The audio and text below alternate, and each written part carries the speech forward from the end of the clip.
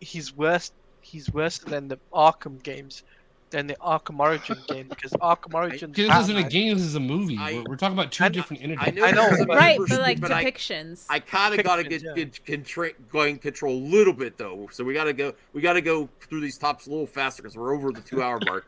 I apologize, members. Good job, Max. Yeah.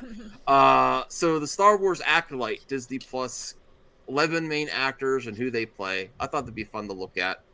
I'm very excited about this series. About being a Sith centered. What's it about, Max? It's before the Star Wars you're getting now. Like, I don't know, like 100,000 years. I don't know. Bruce, you remember what it was? Trying to do Old Republic. Yeah, that's what I heard. It's High Republic. High Republic. Yeah, before. But they're all on drugs. They're going the Sith angle. They're going the Sith angle. There's supposed to be a lot of action. I don't agree with the way they sold it to everyone, saying Frozen meets Kill Bill. The Kill Bill part is cool, but I'm like, what? Frozen meets Kill Bill is a movie I will watch. I don't know what the fuck that is, but I want to see it. I saw the leak. I have no idea. I saw family. the leak. Doing anything for family. Okay. And also Trinity's in it. I like Carrie-Anne Moss. I like her seeing it, especially if they also do the action angle. I think she does great with there. This guy's from Squid Game, I believe, right? Yeah. This is I one of my watched that. Wait a minute. On a side note, just before you continue, yes. I never watched Squid Game. Should I?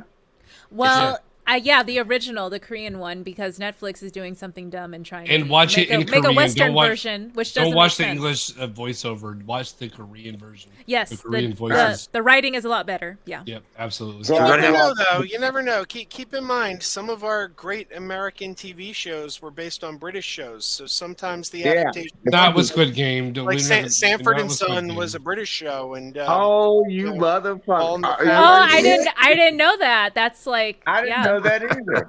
Yeah, it was I love called, Sanford and Son. Yeah, it was called Steptoe and Son in the UK, and All in the Family was based on a British show.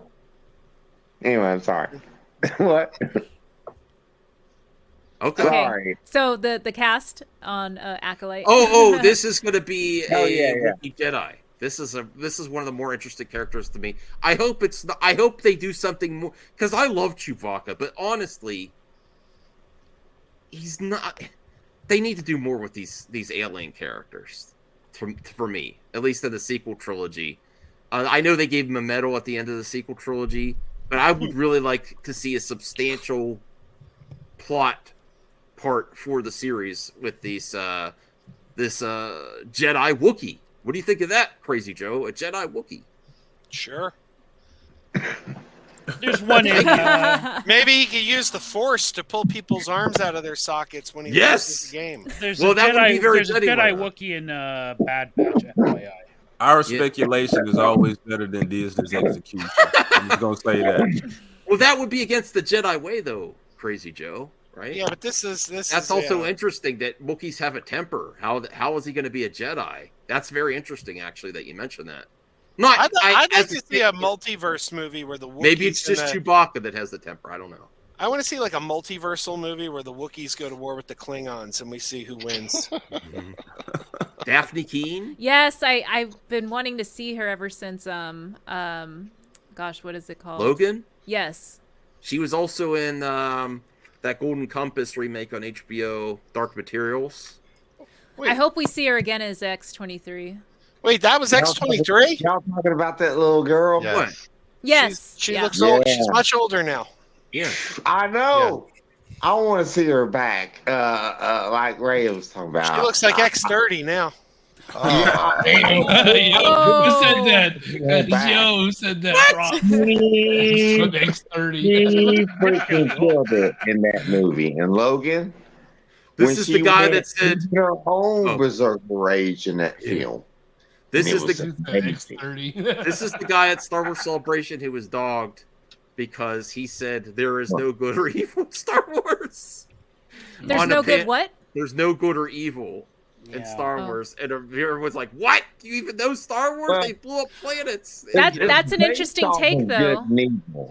I think he was, and then the showrunner in her interview said that this show is more like Shades of Grey. It's not just good and evil. You start to empathize with both sides and see that no side is like 100% pure. So I think that's what was his intention. Was his comment was, but you're on a stage with all these people. I don't know what I would say with all those people. I mean, I can appreciate that because that's what I loved about Andor, like exploring the moral ambiguity. So yes, that's interesting to me. I don't give a fuck what anybody says. Andor was awesome. I'm sorry.